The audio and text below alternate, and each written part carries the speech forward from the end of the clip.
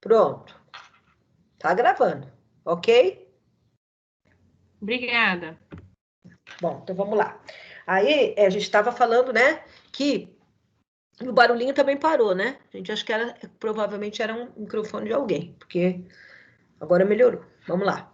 Então, o incidente, como eu estava falando, vou repetir uma partezinha, que o incidente de assunção de competência, ele vem enquadrado, né, dentre os institutos que já eram pré-existentes no Código Revogado, né, e foram remodelados nesse de 2015, tá? Mas com um alcance e uma importância bem maior do que o anterior. Então, a gente vai ver que nós temos lá, né, um incidente que é semelhante ao IAC, mas ele era muito obsoleto. Nós vamos ver aqui. O IAC atual, né, esse que veio com o Código de 2015, ele tem uma importância maior, tá? Então, vamos. O IAC, o incidente de assunção de competência, ele sofreu uma reformulação, uma adaptação super grande dentro do novo sistema de precedentes. E ele melhorou muito dentro das suas fórmulas, do seu procedimento. Por que ele melhorou? Para enquadrar, né, como uma das possibilidades de formação de precedentes também, como o IRDR, né, mas com nova função, ainda mais profundas, com uma importância maior. Então, nós vamos ver que ambos são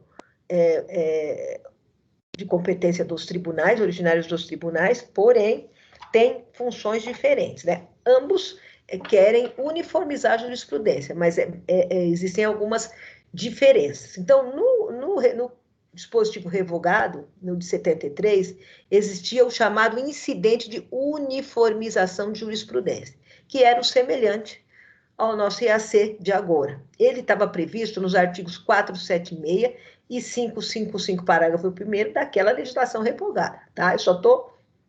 Vocês não vão consultar isso, se quiserem, só a título de conhecimento, que é o código que já não está mais em vigor, né? Ele está revogado, mas vocês podem olhar, eu coloquei só a título da gente entender e nortear o procedimento para que vocês possam assimilar melhor.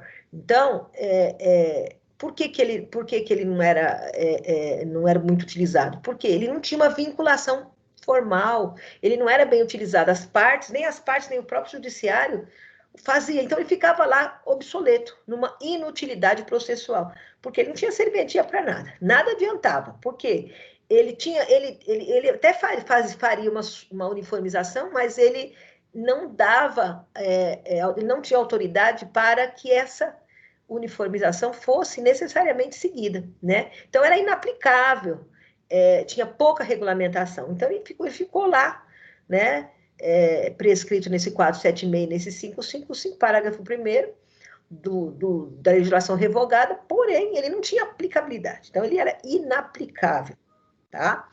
E aí, por conta disso, ele não era utilizado. Quando veio o Código de 2015, que veio com veio primando pela manutenção do IAC, né, reformulando o IAC, como diz o Didier, né, ele diz assim, que quanto à definição do nome para o Instituto, ele foi reeditado, né? E o artigo 947 trouxe a ampliação desse incidente a uma certa fusão do antigo, né, que era o incidente de uniformização de jurisprudência. Mas ele veio com inovações, assim, muito grandes. Então, inclusive, a de realmente uniformizar e de dar essa garantia de que, se houvesse proferimento de acórdão por decisão do IAC, tem que ser seguida. Então, né, um acórdão que tem uma função vinculante, porque antes não tinha. Tá? E aí passou a se chamar incidente de assunção de competência, IAC. Tem alguém querendo perguntar alguma coisa? Não? Tive a impressão que alguém tinha pedido. Vitor não está conseguindo ter acesso ao conteúdo pelos arquivos, por quê? Já olhou lá no arquivos? Eu coloquei já. Arquivos, postagens. Kleber, você pode, então, mandar para o Vitor por WhatsApp os slides, ele acho que não está conseguindo acessar. Oi? Já vejo agora.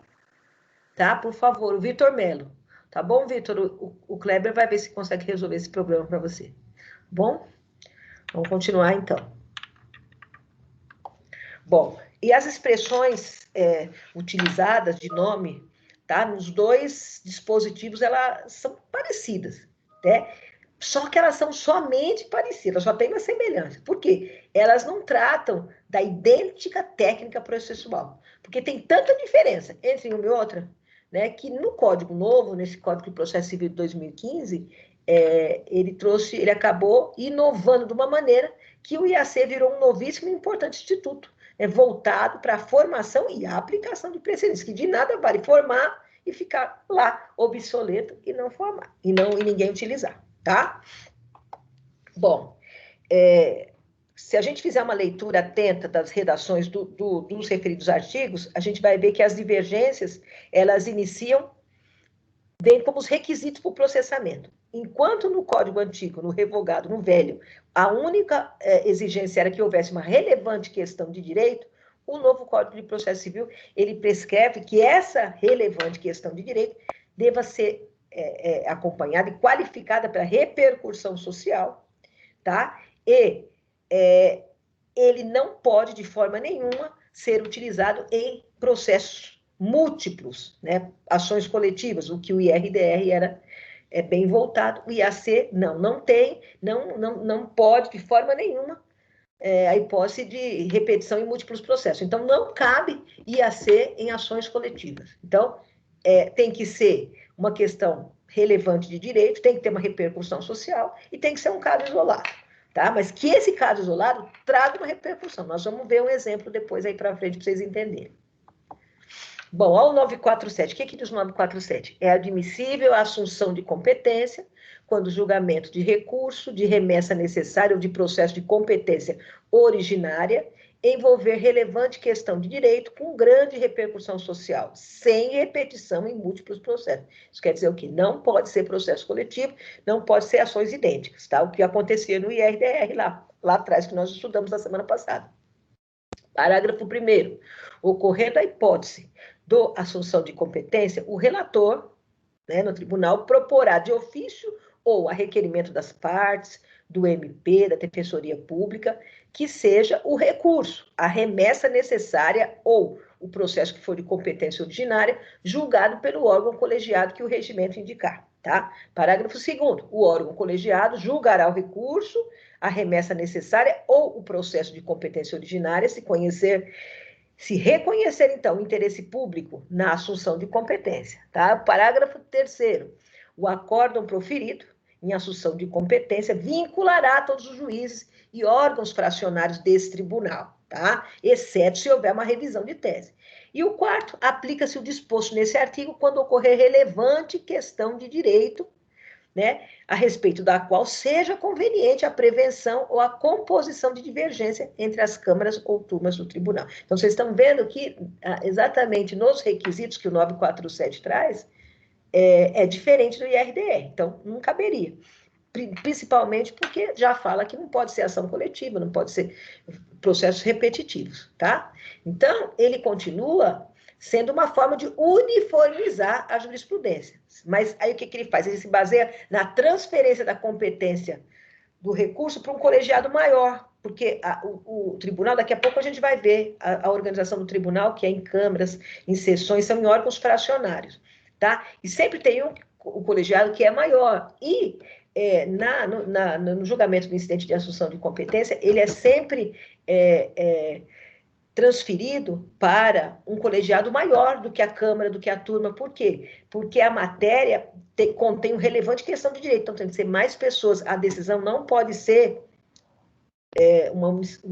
uma decisão singular. Então, são vários desembargadores. Para quê? Porque como tem uma repercussão social, né, tem que ser julgado por vários desembargadores, porque é o intuito de prevenir ou compor uma divergência, sem existir a multiplicidade de demandas. Então, não precisa ter várias demandas.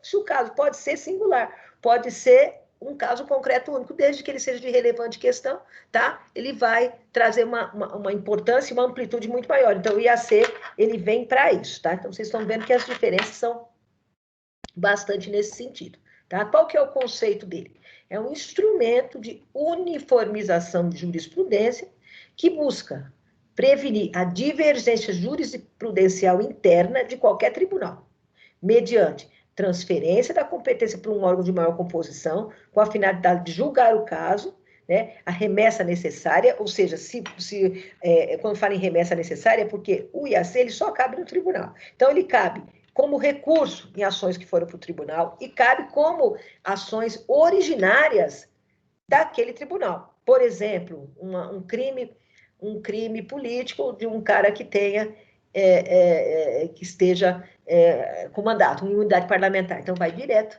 lá para o Supremo, vai direto para o tribunal. Então, é o quê? É uma ação originária do tribunal. Não começa aqui na primeira instância, vai direto, porque são processos que o início deles, tanto em recurso como na ação originária, já é no tribunal. E as respectivas decisões, elas vão ter efeito vinculante naquele tribunal. Tá? Então, a gente vai ver que é um efeito de vinculação horizontal e vertical. Nós vamos ver daqui a pouco o que é isso, tá? Então, vamos lá, novamente. Quais são os requisitos? Para poder suscitar, né, pela própria conceituação do Instituto, qual que os requisitos próprios para suscitar o incidente? Então, questão de direito, que nós já vimos. Repercussão social, essa repercussão social abrange uma repercussão jurídica, uma repercussão econômica, uma repercussão política, tá? Ela vem prevenir ou compor alguma divergência. Vocês lembram que o IRDR, ele não previa nada, ele coibia. Lembra que eu falei? Ele não tem caráter de prevenção, ele tem caráter de coibir. De coibir o quê? Que duas ações idênticas, né, usando a mesma matéria de direito, tenham decisões diferentes. Então, ele vem o quê? Ele vem para coibir. Ó, essa aqui deu X e essa aqui é a mesma coisa, uma ação coletiva é a mesma coisa e está dando Y. Não, tem que uniformizar. Já, então, ele vem coibir. Já o IAC, ele, além de coibir, ele também previne, porque no IRDR ele não prevenia, tá? Então, ele previne ou compõe a divergência. Por quê? Porque ele fala assim, olha, na hora que já verifica que o acórdão não, a decisão está sendo diferente, já se entra com o recurso do IAC e, no caso, nós vamos ver daqui a pouquinho, mas no caso, que já estou me adiantando, no caso do IRDR, não é a decisão não dá sentença, ela dá uma tese de direito e lá o juiz singular volta para lá e aí ele vai usar aquela tese e julgar a causa dele. Aqui no IAC, ele provoca o acórdão de decisão. Então, ele provoca um acordo que tem um efeito, né, vinculante, tá? O que mais? Bom, continuando. A ausência de multiplicidade. Por quê? Porque a ausência de multiplicidade, porque não pode ser processos coletivos, não pode ser ações idênticas, não pode ter repetição. Se tiver repetição, não cabe IAC, cabe IRDR, tá? Então, a opção pela questão do direito também, as questões têm que ser de direito. Por quê? Porque um dos requisitos, o quê? Não dá para as questões fáticas, elas são inviabilizadas para poder formar tese jurídica. Por quê? Questões de fato precisam ser provadas. As questões de direito são aquelas que estão na legislação, tá? E aí, para a gente fazer uma tese de direito, precisa ser baseada em questão de direito, não questões fáticas. As questões fáticas, elas não se firmam como tese jurídica, tá? O que mais? A assunção de competência, ela consiste como? Então, no deslocamento, como nós estávamos falando, de competência funcional do órgão fracionário. Aqui eu coloquei entre parênteses o que é o órgão fracionário, mas daqui a pouco a gente vai ver com mais especificidade. Então, na estrutura judiciária brasileira, os tribunais, em regras, eles são divididos em órgãos fracionários menores, denominados seção, câmara, turma, tá? Que seriam originariamente, competente para apreciar aquele recurso, tá? Processo de competência originário, né, são as ações que vão diretas originalmente para o tribunal, ou a remessa do recurso para lá, para um órgão colegiado de maior composição, onde tem mais desembargadores. Para quê? Para que a lide, que é isolada, né, e que envolve uma situação de relevante questão de direito com repercussão social, possa ser votada, né, num colegiado, possa ser votada a sua decisão, aí vem a consequência vai ser um acórdão um acordo com um efeito vinculante. Então, o acordo proferido por esse órgão colegiado vai trazer o quê? Um precedente que vai vincular todos os órgãos daquele tribunal, que diante de outro caso igual, não pode decidir de maneira diversa. Aqui, daqui a pouco eu vou dar um exemplo, né? Mas a gente fala, eu sempre dou sempre o mesmo exemplo, do casamento homoafetivo, que começou lá em Porto Alegre, provavelmente, né? Para outros casos que vieram na sequência, né?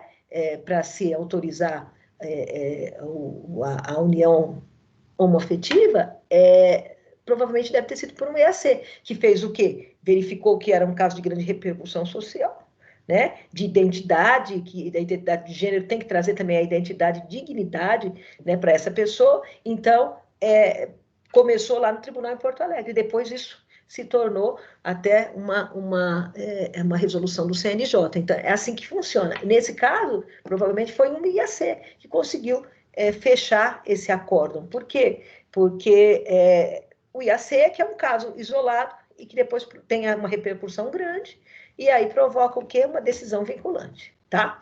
Então, ele pode ser invocado em qualquer recurso, né? É só ele ter a remessa necessária em processo de competência originária do tribunal. Quando se vê a possibilidade dessa assunção de competência, o próprio relator, ele deve obrigatoriamente propor. Ele não pode, ele deve. Se ele verificar que a opção dele dentro do tribunal já propor, porque ele fala, olha, aqui está dando esse recurso entrou, porque essa decisão aqui está dando não está dando uma definição correta.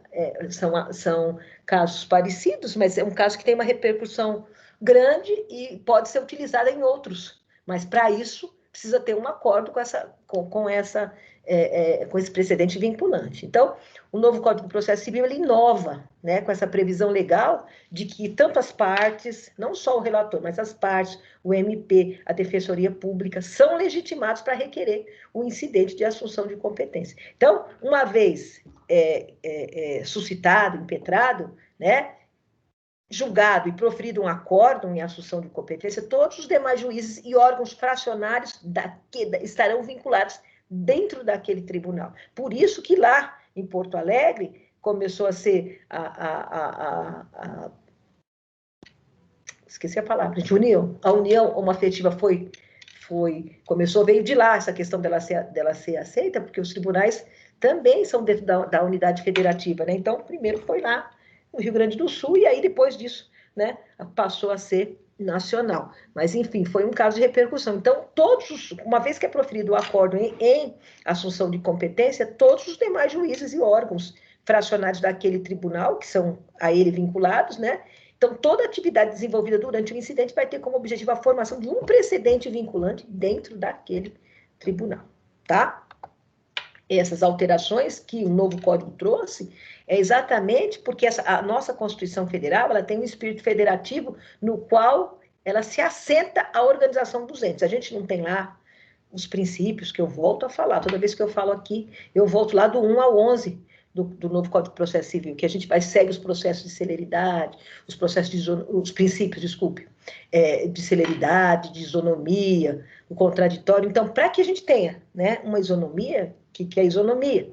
Todos são iguais perante a lei, inclusive o legislador que faz a lei, ele tem que se subordinar. Então, para que a gente possa assentar essa jurisprudência, uniformizar, foi criado esses procedimentos. Então, os tribunais estaduais, os tribunais regionais, os tribunais federais, eles precisam consolidar a sua jurisprudência dentro de cada estado, dentro de cada ente federativo, levando sempre em conta a própria legislação, os usos e costumes, claro, sempre subordinado à lei maior, à Carta Magna. Não tem como uma Constituição estadual ferir a Constituição Federal. Por quê? Se acontece isso, o que a gente tem aí? É nosso próximo assunto, que é a ADIM, que é a ação direta de inconstitucionalidade. Isso a gente vai ver na próxima aula, mas só porque o assunto acabou que vendo. Então, ele pode fazer, as unidades federativas, elas são interdependentes, elas são autônomas, desde que não firam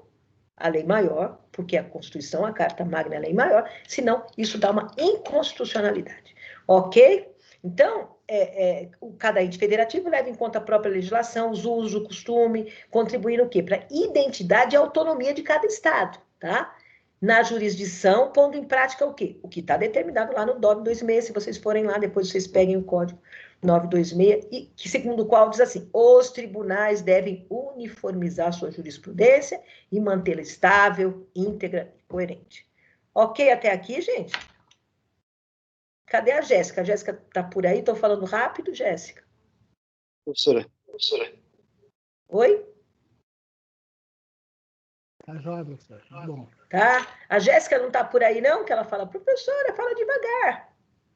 Eu não estou vendo ela se pronunciar, acho que ela não deve estar.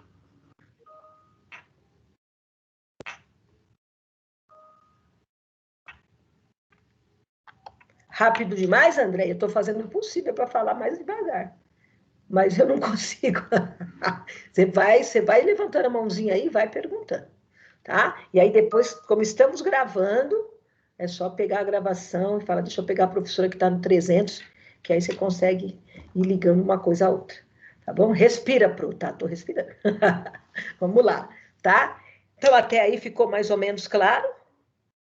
Ficou um pouquinho claro? Tá dando para ver as diferenças do IAC para o IRDR? Tá? Tá dando para ver? Então, tá. Então, vamos lá. Bom, então a gente conclui o quê? Que o incidente de assunção de competência ele é uma técnica de criação do precedente vinculante, denominada aquela, lembram-se que nós estudamos lá, acho que foi no segundo semestre, o stare decisis, lembra? O stare decisis, que é o que? Respeitar as decisões. O stare decisis, ele vem dentro do precedente vinculante, né? E para que o quê? Uma decisão seja um precedente, é imprescindível que ela tenha se constituído sobre um caso concreto, tá? Por quê? Porque o núcleo irradiador para se extrair, né, um precedente é da ratio decidente, lembra? Razão de decidir. Nós também estudamos isso lá no segundo semestre, tá? Que leva o quê? O julgador, o juiz, a decidir daquele modo específico e aquela decisão, ela vai vincular os demais casos levados com idêntica razão de decidir aquele tribunal. Tá? Então, por que vai uniformizar? Porque a gente, inclusive o advogado, ele tem aquela previsibilidade. Então, ele fala, não, vamos entrar por aqui que vai dar certo. Não, lá no tribunal a gente tem acórdons, a gente tem súmula, decisão vinculante aí que vai dar certo, para a gente poder ter uma probabilidade do que vai acontecer. Senão a gente fica trabalhando no escuro, né? Porque se a gente for esperar o que vai sair da cabeça do juiz, só do jeito que ele quer, na interpretação dele, então é importante que a gente tenha, né, essa uniformização. Então, o precedente, ele não vem do nada, de uma regra abstrata. Ele tem que sempre estar dotado de um caso concreto, tá? Um caso específico que é levado a julgamento. Então, o Rossi, ele fala assim, construir um precedente não é tarefa simples, não, porque exige exaustiva fundamentação, e é verdade. Precisa fundamentar. Por quê? Toda decisão, toda sentença, ela tem que ser extremamente fundamentada, porque senão ela não é legal. Nós também já estudamos isso. Tá? Tudo bem, gente, até aqui? Podemos ir para o exemplo? Alguém quer perguntar alguma coisa? Não?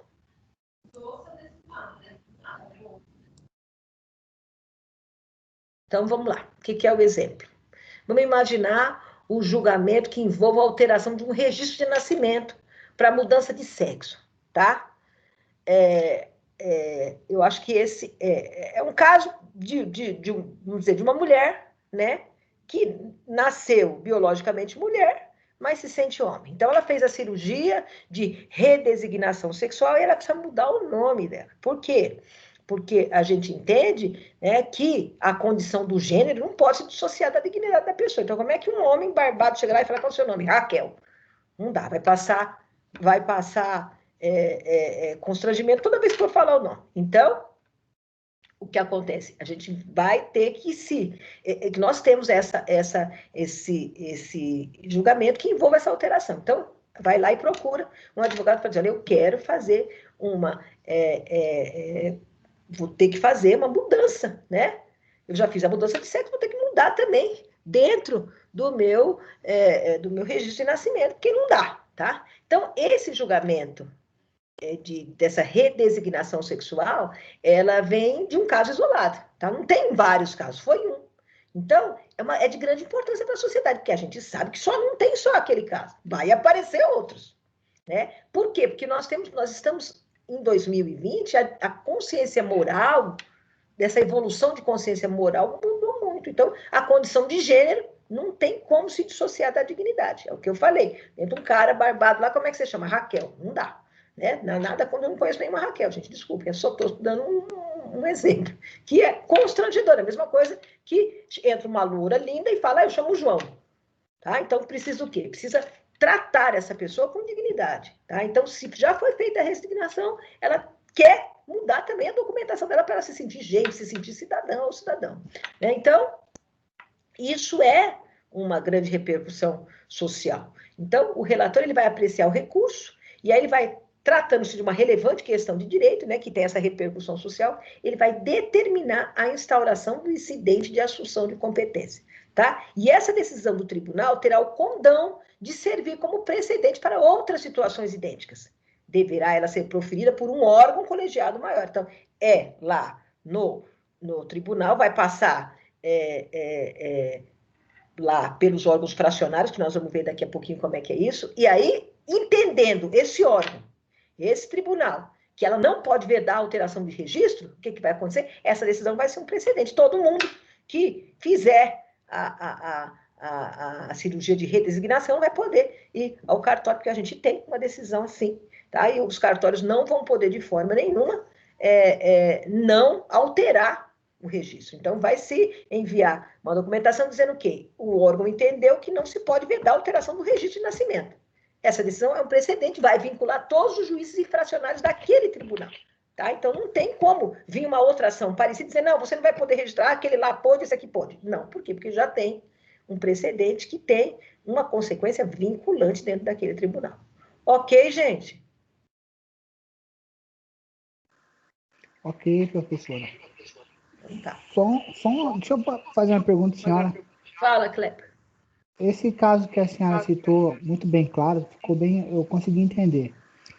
Mas usando esse exemplo aí, vamos supor, uma pessoa, a questão do nome social seria mais ou menos o que O a nome senhora está social é usando? quando não entra com ação no registro de nascimento, ele tem o nome dele, por exemplo, igual eu falei, a Raquel, o João. Mas aí já temos, né, essa resolução do CNJ que diz o quê? Não pode chamar. Tem que chamar. Qual que é o seu nome social? Inclusive, até na lista, quando a gente fazia a chamada anteriormente, nós tivemos casos de alunos assim, que falavam, olha, que o nome social dele é esse, você tem que chamar assim. E aí foi o quê? Foi uma resolução, né, um acórdão desses, que fez com que essa decisão vinculante, para quê? Exatamente para que essa pessoa tivesse dignidade, porque é uma pessoa que tem o visual todo de mulher e tem o nome de homem. Eu tenho o visual todo de homem e o nome de mulher. E isso causa constrangimento, porque você vai fazer a chamada numa sala, né? Levanta um cara forte, barbudo, e fala, é a Raquel? Não dá, né, gente? Fica complicado. Então, o que acontece? Traz um constrangimento, né? E as pessoas precisam ser respeitadas como elas são. Então, como a gente está tendo essa consciência moral diferenciada de um tempo para cá, é por isso que existiu a necessidade dessas mudanças. Entendeu, Kleber? Entendi, professor. Obrigado. Vamos lá. Então, aí existe o quê? Atualmente a constatação, né, na seara processual, a aproximação do sistema brasileiro naquele common law. Lembra que nós também estudamos, lá no comecinho do curso, o common law, o civil law, que é o quê? Que nós tivemos uma origem, né, do direito romano, códigos, direito codificado, normatizado. Então, nós éramos voltados para o civil law, que é a normatização escrita, mas aí a gente também passou de um tempo para cá a ter um pouquinho do sistema misto, né? A trazer essa origem inglesa do common law. E o Código de Processo Civil de 2015, ele é o ponto culminante desse movimento, que ele criou vários institutos que mantêm técnicas de vinculação das decisões, sejam os precedentes ou equiparados, né? Por quê? Porque exatamente para trazer essa vinculação do acórdão, o poder dessa vinculação do acordo proferido em um incidente de assunção de competência está previsto em diversos dispositivos, tá? Só um momentinho, gente, espera aí, só um momentinho.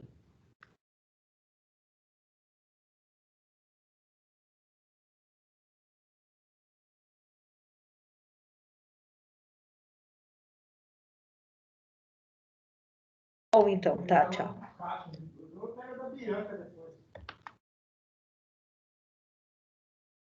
Pronto, gente, perdão, vamos continuar. Bom, então o poder de vinculação desse acórdão proferido, né, ele está previsto em diversos dispositivos do novo Código de Processo Civil. Por exemplo, parágrafo 3º do 947, ele diz assim: o acórdão proferido em assunção de competência vinculará todos os juízes e órgãos fracionários daquele tribunal, daquela unidade federativa, tá? Então, além desse, destacam-se outros também, o 332, depois vocês podem até pegar esse slide e pegar a normatização que vocês vão ver. O inciso 3º, 932, inciso 4º, as alíneas C do inciso 4º, né? Então, ressalta-se o quê?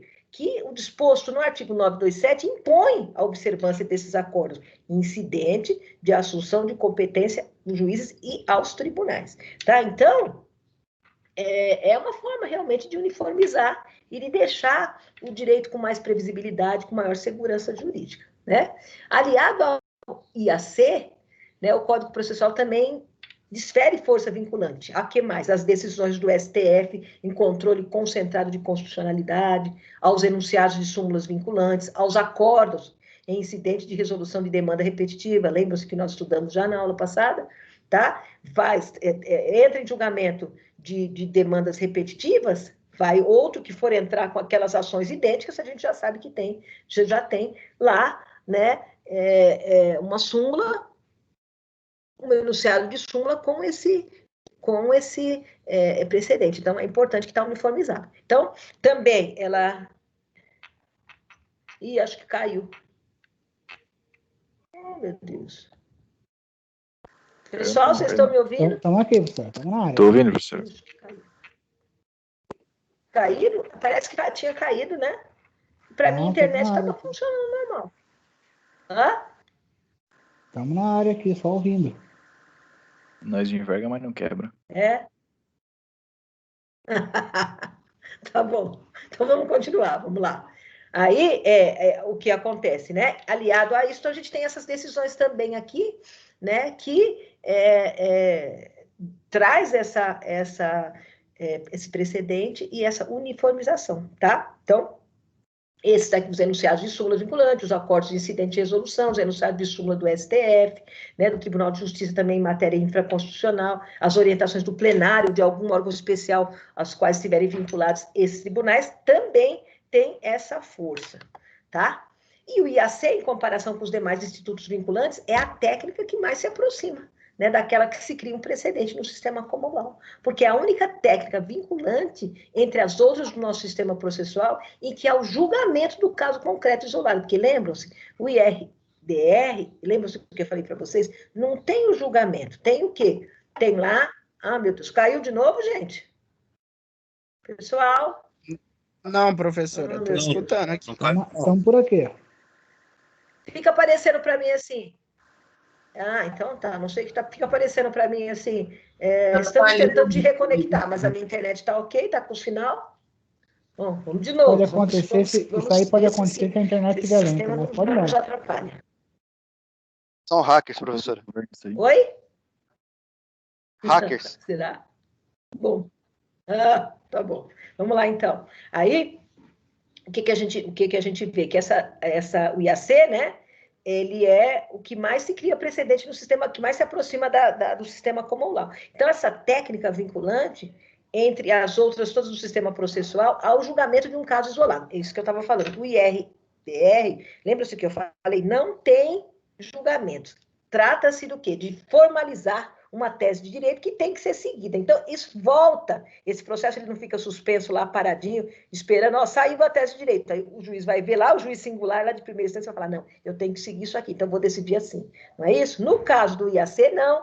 Ele é o único sistema processual que tem um julgamento do caso concreto. Sai de lá, já julgado. Você entra com recurso, você entrou com o IAC e sai de lá Por quê? Porque ele não tem, não apenas ele não forma a tese jurídica, né? Ele precisa ter um caso concreto para ser julgado, o que é a condição sine qua non para a formação de um precedente. O que é a condição sine qua non? Sem a qual, né? Por exemplo, oi. Vai um pouquinho mais devagar, por favor. Desculpa, tá bom, vamos lá. Obrigada. A condição sine qua non, o que é o sine qua non? Sem a qual, por exemplo. Nada. Por exemplo, o ser humano, o ar é condição sine qua non para que a gente possa viver. Então, sem ar, a gente não vive em nenhum momento. Então, a todo momento, nós estamos respirando. Então, para que nós possamos viver, uma condição sine qua non é que a gente tenha ar. A mesma coisa, para que haja, né, esse precedente, eu preciso ter um caso concreto, isolado, que tenha repercussão, né, de questão de direito. E aí, não é só a formação de tese jurídica, é a formação de tese jurídica com o julgamento. Então, é um acordo vinculativo, tá?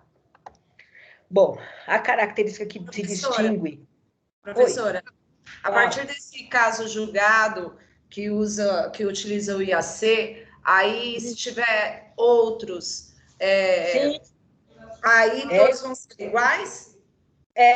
Vão ter, por exemplo, a mesma coisa daquele exemplo do casamento homoafetivo. Lembra que só alguns cartórios que conseguiam fazer a celebração, que entendiam que poderia, aí quando saiu lá o resultado de que os casamentos homoafetivos teriam que acontecer, aí logo depois saiu uma resolução do CNJ, dizendo o quê? Que os cartórios não podiam de forma nenhuma recusar, desde que os cônjuges, né, tivessem os requisitos legais, que é o quê? Não são casados, são solteiros ou são livres e impedidos, porque a gente tem uma legislação monogâmica, senão até vai ter 2, 3 casamentos aí, bigamia, que é considerado crime. Então, se tivesse os requisitos, não poderia de forma nenhuma não realizar o contrato de casamento. Mesma coisa desse exemplo que eu dei para vocês, da redesignação sexual, né, de gênero. Fez a cirurgia, tem a documentação, os cartórios são obrigados a fazer a retificação de registro. Então, vai entrar, vai fazer, vai mandar, o juiz vai mandar e vai ter que fazer. Então, um precedente que tem uma força muito grande. Tá? Então, o julgamento é prioritário a partir desse sistema que é parecido com o comunal, né? Ele, prioritariamente, o julgamento de um caso específico e concreto vem por quê? Porque tem uma explicitação de uma ratio decidente. O que é a ratio decidente? Razão de decidir. A razão de decidir ali foi com várias cabeças pensando, um colegiado no tribunal, uma repercussão grande, né? Uma questão de direito. É um caso singular, é um caso isolado, mas ele vai trazer uma repercussão. Por que não traz? Se tiver outros casos de redesignação, vai acontecer. Não vai ter mais o problema de não querer. Então, estava bem entendido. O tribunal, entendendo que tem que se fazer, é obrigado a acompanhar. Entendeu? Sim, obrigada. Tá. Bom, e continuando, tá? O que não ocorre para a criação das súmulas vinculantes, das orientações jurisprudenciais e até mesmo da decisão emanada de um incidente de resolução de demanda repetitiva. Esses aqui apenas criam a tese jurídica e volta lá para ser julgado no juízo de competência, né? Então, lembram-se das ações repetitivas? Tá, tem a tese lá que vai dizer que aquela cláusula contratual é abusiva e tem que sair do contrato. Lembra do exemplo que eu dei? Volta lá para o primeiro grau, o processo está suspenso. Não, vamos retirar realmente essa cláusula. Todos que têm um contrato com essa cláusula abusiva ela não vai ter validade. Isso, não. Aqui, no IAC, a decisão já sai lá. Né? Tem o julgamento do caso específico, porque tem a explicitação dessa ratio decidente, que é a razão de decidir. Ok? Tá? Como é que é o procedimento do incidente de assunção de competência? Aqui eu até enumerei para vocês entenderem. Primeiramente, o procedimento ele se dá da seguinte forma. O recebimento do processo pelo tribunal. Então, O relator ele vai fazer um juízo cognitivo sobre a presença dos requisitos. Ele vai olhar o processo. Foi quem que conseguiu? Foi o Ministério Público que está tentando impetrar? Foi as partes? Foi Defensoria? Então, vamos ver. São competentes para fazer isso? São. Vamos ver. Faz jus lá aos requisitos do 947? É um caso isolado? É. É repercussão? Tem. Tá? Então, não tem ação repetitiva? Não. Ele olha, faz toma a primeira ciência, e aí ele transfere, observando o preenchimento, ele vai encaminhar para um órgão fracionário, que originalmente competente para a matéria. Então, aquele ali é que vai julgar, dependendo da matéria que seja. Tá? Aí ele vai fazer uma análise, né? Esse órgão fracionário, e se realmente ele entender que houve a existência de todos os citados requisitos, ele vai encaminhar, mais uma vez confirmado, olha como é que olha, ele vai encaminhar os autos para esse órgão colegiado, de vários, onde tem uma maior composição de desembargadores, né, segundo o regimento interno do tribunal. É o regimento interno que resolve o que vai votar quem, entendeu? Quais as matérias que vai votar de AC, qual que é o colegiado que vai votar. Por quê? Porque aí ele vai mandar para esse órgão colegiado que o regimento do tribunal prega, e aí ele vai proferir a decisão do incidente de assunção de competência, tá?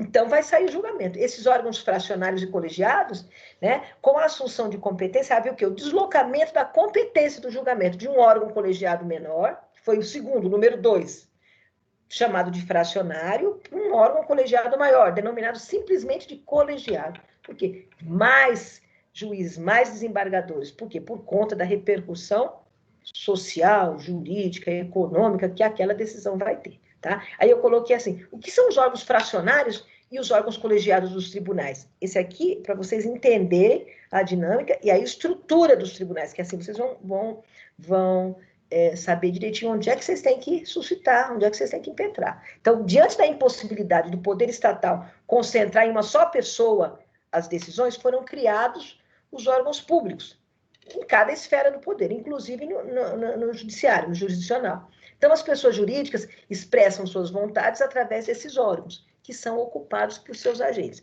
O órgão revestido das funções que lhe são atribuídas manifesta a vontade do ente, né? A vontade da pessoa do qual se encontra vinculado. Eli Lopes Meireles, ele dividiu, né, a atuação funcional dos órgãos, que ficou facinho. Eu peguei o que tinha um conceito mais fácil. Órgãos singulares e órgãos colegiados. O que são os órgãos singulares ou unipessoais? Tá? Atuam mediante um único agente, de modo que a formação da manifestação de vontade desses órgãos não existe formalidades. Se for alguma coisa administrativa, basta a autenticação do chefe. Se for alguma coisa judicial, somente o juiz singular, ele resolve. Primeira instância, tá? Mesmo que seja juiz federal, juiz estadual, os órgãos são singulares, é um juiz só que profere a decisão, tá? Esses são os órgãos singulares. E os colegiados, ou pluripessoais? Oi. Professora, nesse quesito entra agora o juiz de garantias? Não entendi. O juiz de garantias faz parte dessa primeira fase? Parece, eu não sei, mas eu acho que ainda não foi aceito. O juiz de garantia seria, mas acho que assim, como na primeira instância não é um cara só que decide, né? Quando a gente fala no juiz de garantia, não era aquele um instruía e o outro decidia, não era assim? Não era assim que funcionava? Isso mesmo. Então, aí o que acontece? Parece-me, eu não lembro, mas eu acho que não foi assim. Que é dessa forma que acontece. Não vai ser um juiz singular, porque o que instrui, que junta tudo, que conhece o processo, não tem poder de decisão. E vem um outro que não conhece nada, que olha tudo e decide. Então, os órgãos singulares é um juiz só. Nesse caso, acho que por isso que não foi aceito, porque não caberia aqui. E os órgãos colegiados são todos aqueles que atuam e decidem pela manifestação conjunta dos membros. A decisão da maioria é que prevalece. Então, não é uma cabeça só. Tá? Lá naquela decisão da redesignação sexual, pode ser que de 12 membros, né, 5 falam, não quer, não, acho que não é certo. E 7 falam, não, vamos fazer para trazer a dignidade para essa pessoa. Então, o que aconteceu? Houve a manifestação conjunta dos membros e a decisão que prevaleceu foi da maioria. Então, nesse aspecto, os tribunais regionais e superiores é que são os órgãos colegiados, tá? Cada órgão dentro da esfera do judiciário, ele é organizado por seus respectivos regimentos. Por isso que a gente não sabe, não posso dizer para vocês, ó, essa ação vai ser julgada em tal lugar. Não, tem regimento interno. Então, às vezes, eles têm câmaras que votam só recurso de ação de família, civil, enfim, eles dividem lá. É regimento administrativo, né? Esses regimentos, eles assinalam como órgãos do Tribunal de Justiça. Então, tem o Tribunal Pleno, o órgão especial, a seção civil, a seção criminal, as câmeras cíveis, as câmeras criminais e o Conselho de Magistratura, quer dizer, divide ali para não ficar, né, mistura de matérias. Então, divide as matérias. O Tribunal Pleno, ele é constituído por todos os membros, tá? Do Tribunal de Justiça. E quando esse possui mais de 25 membros, a Constituição, no artigo 93, inciso 11º, ela autoriza a criação de órgãos especiais, no mínimo 11 e no máximo 25, tá? Para quê? Para os quais serão delegadas atribuições de caráter administrativo e jurisdicional. E aí, né, ainda é admitido que esse tribunal crie órgãos julgadores restritos a uma matéria, tá? Composto, pode ser que lá tenha naquele tribunal, aquele órgão ali é que vai julgar a matéria de repercussão social, jurídica, econômica. Então, os IACs vão todos para lá, tá? E vai ter o quê? O órgão fracionário que vai ver, se entrou dentro dos requisitos, ele vai mandar pro órgão colegiado, porque o colegiado entende-se que ele tem mais, ele é um órgão superior às turmas ou às câmaras de julgamento ordinário. Então, eles são especiais e são especializados do tribunal para resolver aquilo lá. Por isso que tem que ser, não, quem resolveu foi no tribunal, num órgão colegiado, que é um órgão superior às turmas, às câmaras. Para quê? Para ter segurança jurídica, uniformidade e ser uma decisão bem feita, tá? Por isso que existem essa temática. Os órgãos colegiados, eles são formados por uma composição mais ampla do que os fracionários. Os fracionários são as seções, as câmeras e o que vem acima é o colegiado, tá? Porque eles têm uma temática especial. O Cortés, ele ensina que o órgão colegiado deve ser um órgão superior às turmas ou câmeras de julgamento ordinário, como, por exemplo, os órgãos especiais e as seções especializadas dos tribunais. Então, são exemplos de órgãos colegiados: as seções cíveis, os grupos de câmeras, as turmas especiais e os órgãos especiais do tribunal, tá? O órgão colegiado, ele é competente para o julgamento de assunção de competência, como assinala o parágrafo 1º do artigo 947 do Código de Processo Civil. E esse órgão colegiado é indicado onde? No regimento interno de cada tribunal. Logo, cada tribunal vai conferir a competência a um tipo de órgão colegiado. Por exemplo, São Paulo. O julgamento dos IACs em São Paulo são voltados para compete às turmas especiais.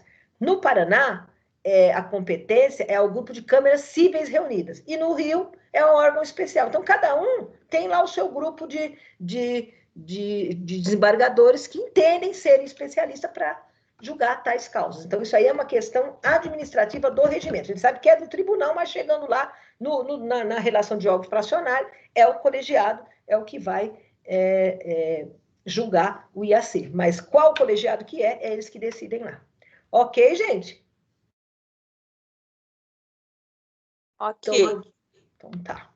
Bom, esse termo assunção, né? Incidente de assunção de competência, por que é? O que significa essa assunção? Elevação, né? É o quê? A elevação do recurso, né, de um órgão fracionário, que foi, porque primeiro vai lá direto para o tribunal. O relator vê e fala, Deus, dá uma olhada por cima, os requisitos estão aí, tá, vou mandar para o órgão fracionário. Aí o órgão fracionário vai fazer, que são as câmaras, né? Ou as sessões, vai lá, tem todos os requisitos, deu certinho, então vou mandar para julgar no colegiado, tá? Então, inicialmente, ele era competente para o julgamento do recurso, um daqueles órgãos fracionários, mas aí a remessa necessária, né, desse recurso, ou se for uma ação originária, né, para um órgão colegiado especificado no regimento interno daquele tribunal, tá? E aí é um deslocamento que se dá no campo da competência funcional, que é de natureza absoluta. Aí vai para essa competência, né, para esse colegiado,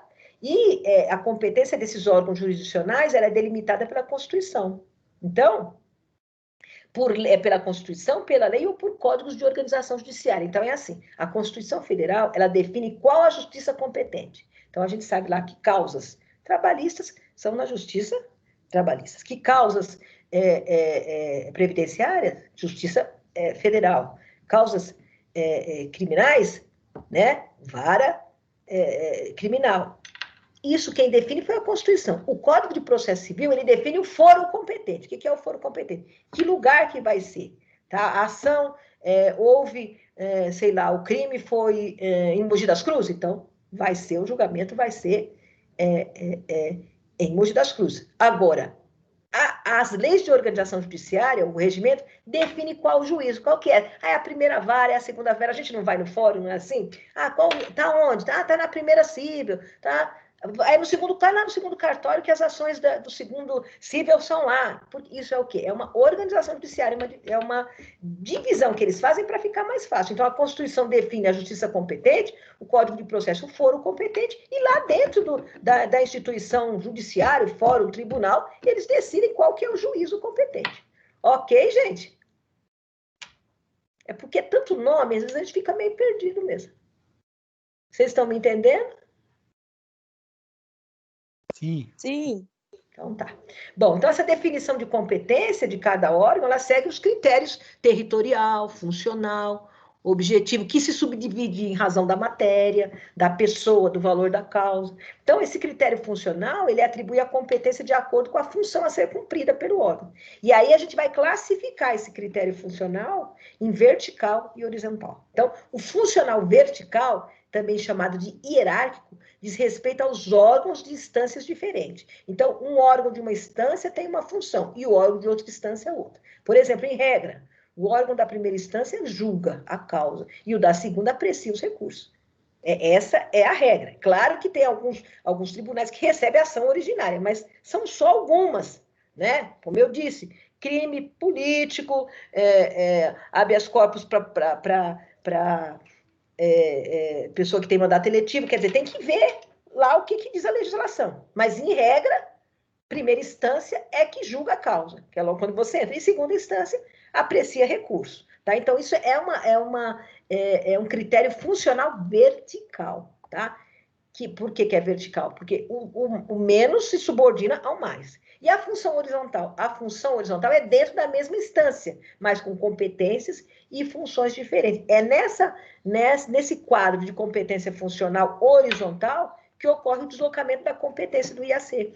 Ela vai lá para o fracionário, ela chegou o relator ou o defensor, as partes ou a defensoria pública, resolveu impetrar, suscitar esse IAC, né? Então, o primeiro que chegar no tribunal vai olhar, vai mandar para uma sessão ou câmara, se tiver tudo ok, vai mandar para o órgão fracionário com os colegiados, que esses todos estão situados numa mesma instância, sempre no segundo grau, tá? Eles se encontram no mesmo patamar hierárquico, por isso que é funcional horizontal, mas tem funções diferentes, e essas funções diferentes são delineadas por quem? Competência prescrita no regimento interno. Então, é uma divisão administrativa, para vocês poderem entender. É só uma forma de dividir o trabalho, tá? Porque é um monte de divisão e a gente acaba ficando confuso, né? E aí a gente conclui o quê? Querem perguntar alguma coisa?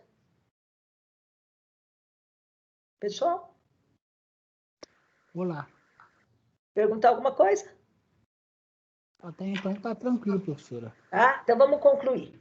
Né? Aí, os recursos especiais repetitivos e os enunciados de súmula do STF, os acordos proferidos em julgamento de IAC, todos eles são identificados como precedentes qualificados. O que são precedentes qualificados? É o artigo 121A do Regimento Interno dos Tribunais. Isso significa o quê? Que todas as teses de direito, todos os acordos em assunção de incompetência devem ser observadas de forma escrita por juízes e tribunais. Tá? Então, por meio desse incidente, o processo pode ser julgado em um órgão fracionário diferente daquele que ele teria, originalmente competência para a matéria. E para garantir a observância dos acordos proferidos nesse julgamento, cabe reclamação da parte interessada. Por exemplo, a gente sabe, então, que tem aí uma vinculação vertical e uma vinculação horizontal. Aí, de repente, sai, igual no caso do exemplo lá da redesignação de sexo.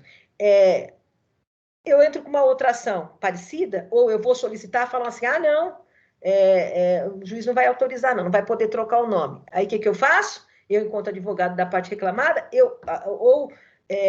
cabe o quê? Eu reclamo, sendo o advogado da parte interessada, ou o Ministério Público, conforme o inciso 4º do artigo 988, cabe o quê? Cabe uma reclamação dizendo o quê? Não, o acórdão proferido no julgamento do IAC, tem esse acórdão aqui, que é vinculante, foi julgado o IAC e tem que ser cumprido dentro do judiciário, porque dentro do Estado. Por quê?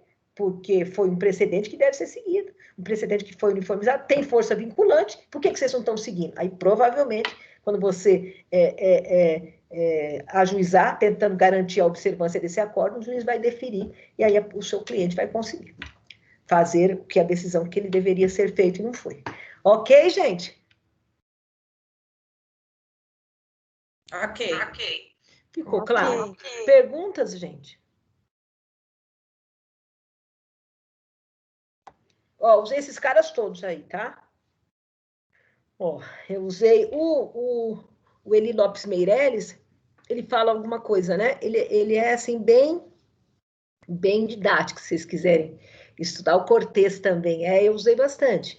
Eu usei também uma matéria da revista Consultor Jurídico, que é, assim, bem legal, que estava esclarecendo bastante para poder montar o exemplo, tá? Então, vocês podem tá lendo um pouquinho mais, tá? A gente não consegue mesmo falar de tudo,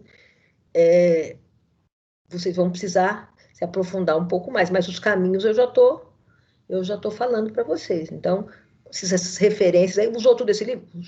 Usei por quê? Porque eu pego os artigos, eu pego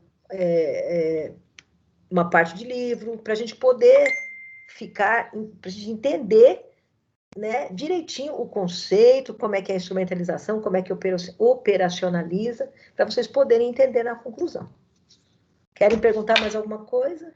Estou à disposição.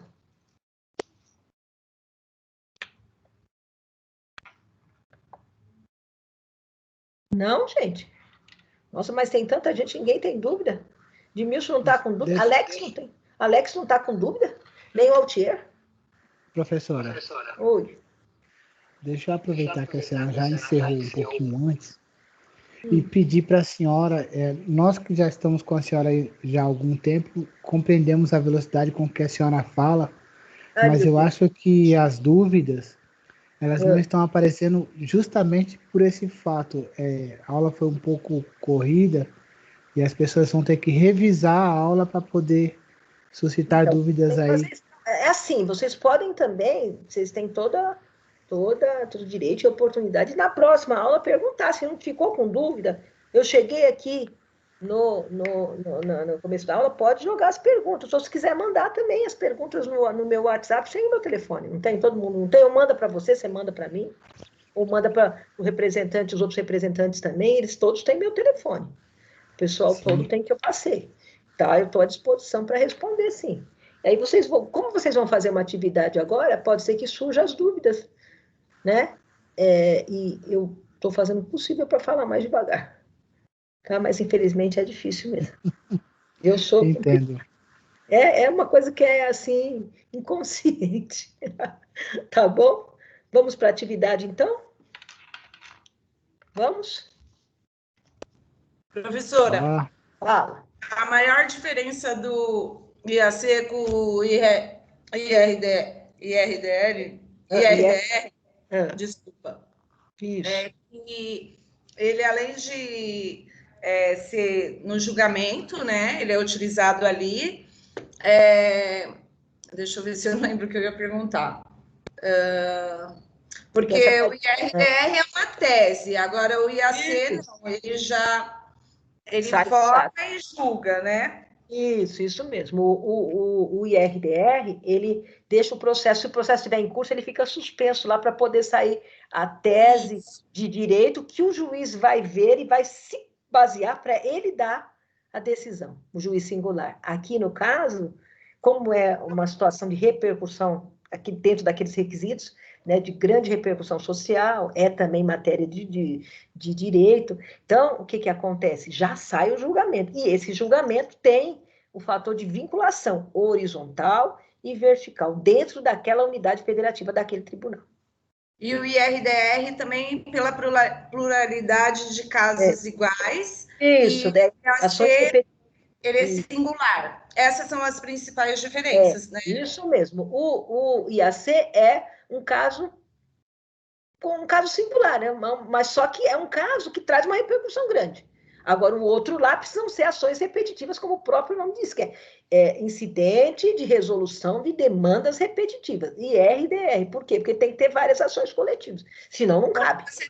Quando a senhora diz que o IAC ele tem grande repercussão, o motivo dele ser vinculante, né? Isso, e a causa, a razão de decidir, né? Por exemplo, vamos voltar de novo lá na redesignação sexual. É uma coisa que tem uma repercussão social muito grande, entendeu? Não vai ser só aquele caso que vai ter. Provavelmente, quando as outras pessoas que têm o mesmo problema verem, vão entrar, entendeu? Então, já tem aquele acórdão que é vinculante com uma subordinação vertical e horizontal. Vertical, quando eu digo, que é utilizado tanto nos recursos e depois nas ações singulares de primeiro grau também, quando o advogado ele vai fazer as arguições dele, ele fala, nós já temos um acordo do tribunal tal com essa decisão, entendeu? Para poder fazer o quê? Para poder mostrar para o juiz que já tem uma jurisprudência ali a respeito daquilo, que aquela jurisprudência deve ser seguida. Entendeu? Sim, obrigada. Então, gente, atividade, já até apareceu aí. Tá? O que vocês vão fazer? Como sempre, a semana passada a gente fez mapa mental, né? Essa semana a minha dinâmica era fazer um quadro comparativo, mas eu prefiro que vocês façam esse entendimento e a semana que vem a gente tem a ADIM para ver, né? A ação direta de inconstitucionalidade. Mas se não der, se vocês estiverem com dúvida aqui, podem falar para os representantes, fala para a professora voltar de novo, dar mais exemplos, vamos fazer um quadro. Nós temos tempo para isso, gente. E vocês, eu estou aqui para tirar as dúvidas. Tá? Então, eu prefiro que vocês façam como vocês fizeram os outros, o entendimento, que eu acho que fica melhor. Tá? Então, o que vocês vão fazer? Eu falo para fazer em grupo, é ruim, né? Porque vocês, às vezes, não conseguem fazer, que vocês não estão no pessoal, mas remotamente também dá. Aí, fazer em grupo, porque coloca as explicações, redigir o entendimento de vocês sobre conceito, sobre histórico, sobre base legal, sobre finalidade, requisito, quem pode suscitar e quem pode processar, para vocês poderem entender toda essa temática, né? Porque, além da gente, o advogado, ele tem, assim, muitas tarefas, né? Muita coisa para pensar. Além dele saber o que é que ele vai arguir, ele tem que saber como, onde, de que forma. Né? Então, muitas coisas que ele tem que pensar. E se ele está suscitando alguma coisa que realmente se já não acabou, já não passou, se ele está desatualizado. Então, é muita coisa para a gente pensar mesmo. É por isso que a gente tem que entender direitinho a operacionalização para poder conseguir fazer. Esse aqui eu quero que vocês façam já. Vocês podem me mandar hoje até às 11 horas. Está valendo nota? Até às 23. Está valendo nota, professora? Não está valendo nota hoje. Tá? Mas é uma forma de vocês verificarem de eu verificar o que é que vocês entenderam, porque eu leio, né? Embora, por incrível que pareça, eu leio no farol, eu leio na rua, eu leio no escritório, eu leio em todo canto, eu tô lendo o trabalhinho de vocês. Entendeu? Por quê? Porque eu quero saber como é que está sendo essa devolutiva da aprendizagem. Então, às vezes eu entendo, eles entenderam de eles não entenderam muito, não, a maioria não conseguiu. Então, aí vocês têm que fazer o seguinte, vocês têm que conversar com o representante de vocês e manda para mim. Vocês têm o meu número, e ele também tem. Professora, o pessoal quer que a senhora faça mais, volte, repita, dê mais exemplos, a gente quer fazer um quadro comparativo, a gente quer estudar um pouco mais. Aí eu estou à disposição. Se ninguém me mandar nada, para a próxima aula, nós vamos falar de ação de inconstitucionalidade, tá? Professora, fala. O que acontece? Como o Kleber falou, eu sou uma daquelas pessoas que vou ter que rever a sua aula para Sim, poder estar refazendo, fazendo essa atividade para entregar. Acredito que muitos também do campus de Bom Sucesso, ou até mesmo do centro, que não tem costume de ter aula com a senhora, sim. é aquilo que o Kleber falou, não está Certo. conseguindo acompanhar. Então, eu falo por mim, eu não vou conseguir entregar essa atividade hoje para a senhora, porque eu vou ter que Você quer rever um a sua prazo explicação. maior? Um prazo maior, né? Sim, porque eu vou ter que rever a explicação da matéria, né? Vamos então colocar, em vez de 26, 27, até às 11 da noite. Ó, tem o dia inteiro amanhã para isso. Pode ser? Não, tudo bem. Contanto que a senhora feche a aula hoje, a gravação, para que eu consiga rever a sua explicação, tranquilo. Não, sim, eu fecho. Daqui a pouquinho a gente já faz isso. Para você poder ler. Você pega e se você pegar a gravação e os slides, você vai conseguir entender. O mais fácil é você se apegar nos exemplos. Os exemplos é o que mais a gente entende, porque quando, por exemplo, vai falar de RDR, lembra do bendito do exemplo da cláusula contratual abusiva, tá? Vai falar de AC, lembra do casamento homoafetivo, da redesignação sexual, porque é uma coisa uma coisa do cotidiano que a gente lembra, entendeu? E às vezes você fala, vou dar um exemplo de tributário. Ai, gente, eu tenho muita dificuldade em tributário, não uma dificuldade em fazer, mas uma dificuldade em explicar, né? Igual essas ações de parafiscalidade, que é uma coisa louca. Então, é difícil, então eu procuro dar um exemplo do cotidiano para a gente poder entender melhor. Mas se não conseguir entregar, não tem problema. É o que eu falei para vocês. A intenção de entregar é eu ler, entender que vocês estão entendendo o que eu estou falando, tá? Que eu não estou aqui falando grego. Professora, Oi. eu estava pensando o seguinte aqui, como a senhora mesma apontou que a senhora gosta de dar uma lida nesses apontamentos, né, nos nossos resumos, eu gostaria muito de assim, do mesmo jeito que a gente dá essa devolução para a senhora, se a senhora trouxesse, vamos supor, de 10 trabalhos que foram feitos, uma um ponto muito importante que pegou, não entenderam. A senhora voltasse para a gente. Dá uma olhada, né? Sim, vou tentar. Isso. Porque às vezes eu não consigo fazer a leitura no prazo, porque a turma de vocês são eu acho que 106, eu acho que dá. Aí tem a turma de tutela, de manhã eu tenho tutela e tenho constitucional. E tem uma turma de direito do trabalho. Então, é um monte de gente, é um monte de grupo. Mas eu vou fazer o possível para dar uma olhadinha, ver o que vocês estão entendendo, vou pegar alguns, e aí a gente pode fazer um comparativo, dar uma conversada aqui. Pode ser até futuramente com essa comparação entre os três que a senhora vai citar mesmo. Então, por isso que exatamente, eu quero fazer um quadro comparativo, e aí vocês vão me entregar o quadro comparativo para a gente poder fechar. Sabe quando a gente olha assim, abre e fala assim, agora eu estou entendendo, eu olho aqui, eu sei que esse é para isso, bem resumido, para poder entender direitinho. Aí o que vai acontecer, a hora que vocês fizerem esse quadro, essa era a proposta que você está, né, aí adivinhando, a minha proposta da próxima aula, que é um quadro comparativo das três, inclusive valendo um pontinho para vocês. E aí, o que vocês vão fazer? Vocês vão mandar para mim? É óbvio que esse pontinho, vou ser clara com vocês, eu não dou o pontinho se fez errado ou se fez certo, eu dou o pontinho se fez.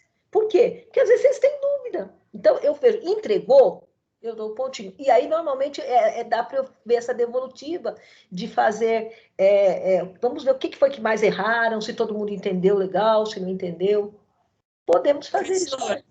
Oi. Professora, apesar da sua... eu não conheço a senhora, ainda não tive o prazer de conhecer a senhora pessoalmente, apesar da sua aula ser super rápida, mas eu acredito que também seja por causa do conteúdo e também para não perder o raciocínio, né? Sim. Mas, assim, eu estou gostando muito das aulas. É muito rápido, eu tenho bastante dificuldade, eu vou rever, mas... Eu falo rápido, é um problema terrível. Estou gostando muito da aula.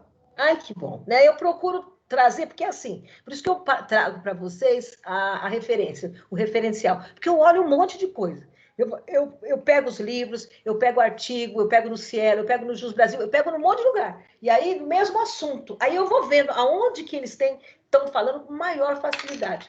E faço essa tradução. Por isso que vem uns slides aí com 30. Às vezes a minha filha, ela fala, mãe, pelo amor de Deus, porque eu fico o tempo todo por conta de vocês. Eu fico montando aula o tempo inteiro. Ela fala assim, mãe, pelo amor de Deus, você já não sabe isso. Eu falo, não, mas eles não vão entender. Se eu explicar assim, não, e não vão entender. Às vezes fala rápido também para não perder o raciocínio. Mas uma natureza incrível. Isso eu já tive tantos problemas, você não sabe como.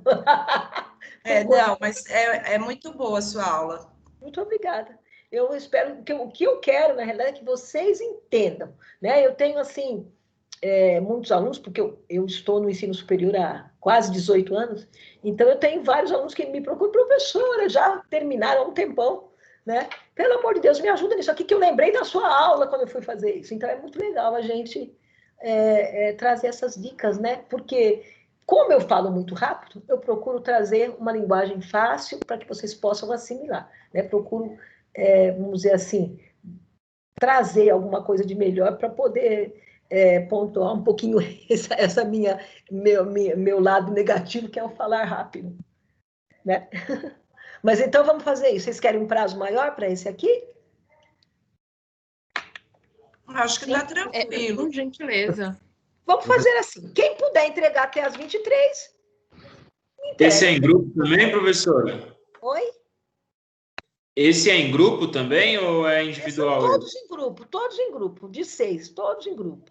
Entendeu? Beleza, obrigado.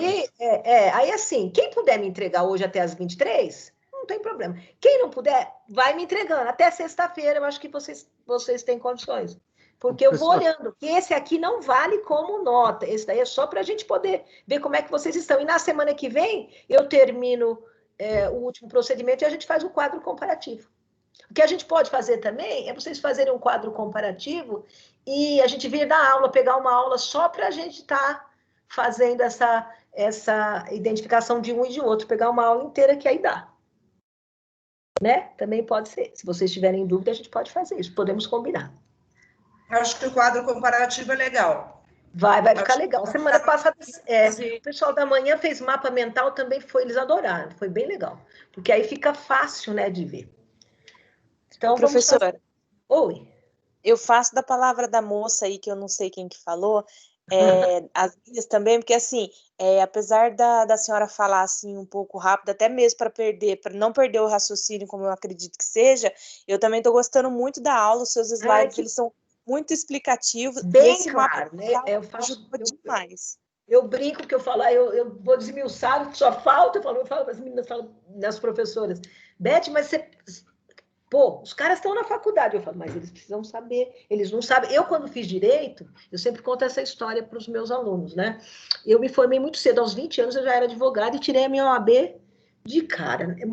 Uma dificuldade enorme para fazer, porque naquela época era uma prova oral, infeliz, né? Uma prova escrita, uma prova oral, mas na minha colação de grau eu já estava com a minha OAB provisória. Então...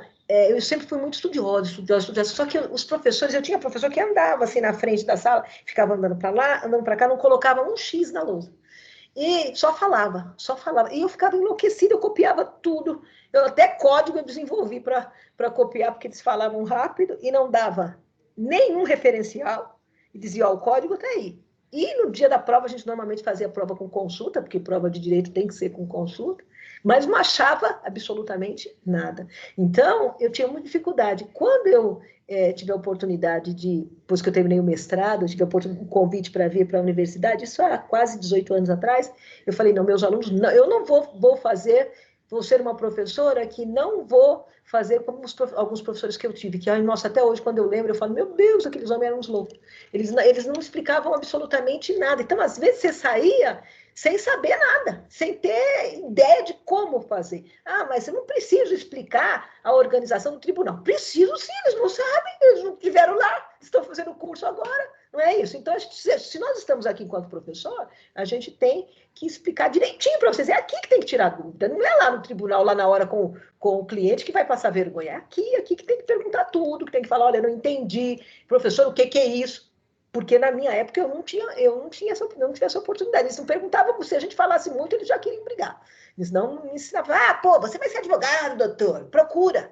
Dizia assim pra gente. Então, eu sempre pensei, não, eu quando eu estiver ministrando aula na universidade, eu vou tentar explicar da melhor forma possível, porque senão a gente fica muito confuso e a gente perde muito tempo. E direito é um curso bastante difícil, tem que estar muito atualizada, tem que estar muito alerta, porque senão você, como eu costumo dizer, come bola. Não tem jeito. Tá bom, gente? Tá certo, professora. Tá bom, professora. Obrigada. Então, tá. Então, vamos deixar assim. Vocês podem entregar. Se quiserem, eu vou estar aqui online, tá? Precisarem de mim para alguma pergunta, eu estou aqui à disposição. Tá ok?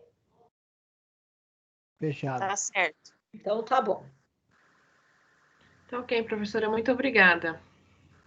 Nada, precisando se precisar me mandar também mensagem, pode mandar, manda para o representante, eles têm meu telefone, manda para mim, da forma como vocês acharem melhor, tá? Eu estou sempre à disposição. Tá ok, professora. Obrigada.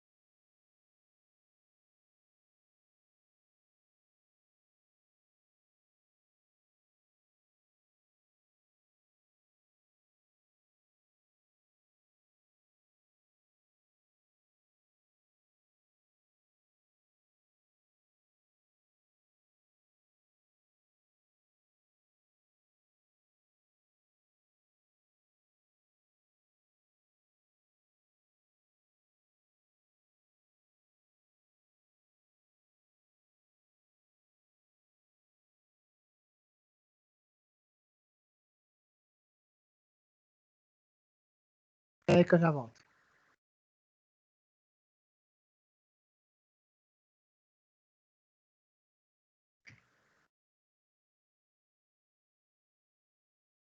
É.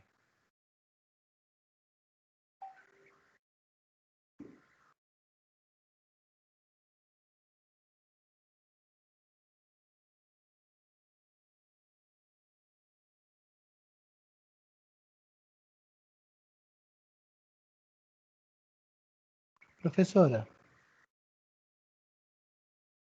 Oi, Kleber. tem possibilidade da senhora disponibilizar para nós esse enunciado aqui? Qual? O que você quer? O enunciado da atividade. Ah, não foi? Tá aí nos arquivos. No último slide da aula 3. Ah, tá. Dá uma olhada, tá aí. Eu disponibilizei já. Já chego nele aqui, ó. Achou? Obrigado, professor. Nada. Tá bom. Tchau, tchau. Tchau.